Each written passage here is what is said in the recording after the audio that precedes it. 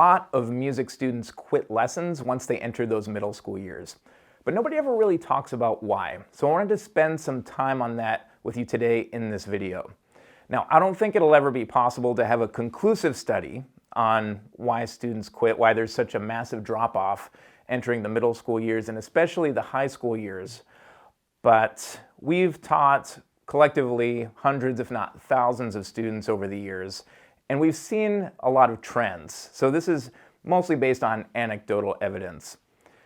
But it seems that when kids enter the middle school years in this day and age, up until then, there is mounting pressure as they approach the end of elementary school, but it seems that mistakes are still okay, fun and play are still encouraged.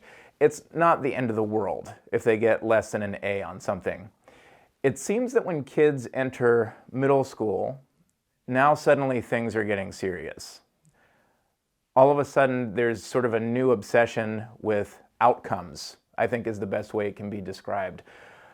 Worrying about all of the grades, worrying about getting the extracurriculars in, like we're sort of building the college resume now, thinking about what that outcome is going to look like, thinking about which high school they're going to get into, which college they're going to get into, what the career is going to look like.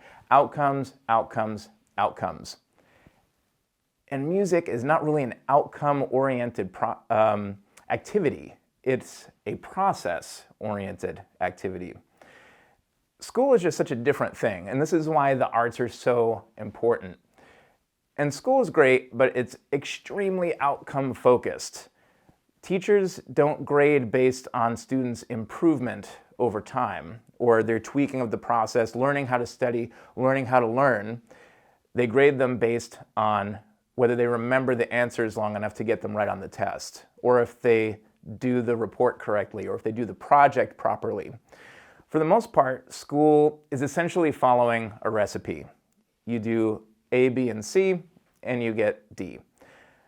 Now, this isn't necessarily a bad thing, but if we only focus on that, then that's where we run into problems. Because in the big picture, if you look at the real people who have made incredible change in the world, they didn't follow a recipe.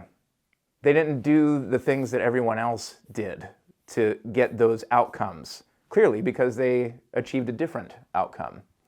So I believe when students get into the middle school years, there's this new, whether they realize it or not, there's this new focus on the outcome that the process of learning how to play a musical instrument does not jive with. Music, you have to learn how to get good at the process of practicing. There's no recipe. It's different for everyone. And if you look at the typical school day, it's a 7-hour school day, add on 2 to 3 hours of homework. I mean, imagine if you had a 10-hour work day, which we're talking about this for kids. Imagine it even as an adult. If you were working for school, extracurriculars, all this stuff, for 10 hours a day, would you be able to sit down for even 30 minutes to get a clear, focused, productive 30 minutes of practicing in? Probably not. So I completely understand why these middle school years are so much harder for these kids to succeed at music. So the question is what to do about it. And here are my thoughts on that. The first thing I think we need to do is shift our mindset, and rather than be so worried about these outcome-oriented activities, we really need to be focused on getting some practice of process in there, which is where music lessons fit in perfectly in a child's life, because they don't get this process-oriented stuff anywhere else, clearly. So the first thing we need to do is prioritize that, because we don't expect these kids to grow up to be concert artists, but the skills they learn from learning a musical instrument are going to apply to the other things. Learning how to learn, learning how to build skills.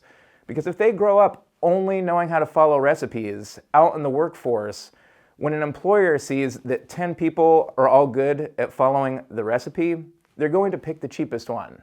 That's just how it works. Think about how when you buy things, if they all seem to be the same, you're going to buy the cheapest one. So even though we're in an outcome-obsessed culture, really the best way to cut through is to prioritize the process. That is where the real success is going to come in. Second is to look at the daily schedule. If the schedule, sometimes when students describe their schedule to me, I can feel myself short of breath. It is overwhelming. So the next thing I think we can do for kids to help them through these middle school and high school years is to help them manage their schedule more effectively.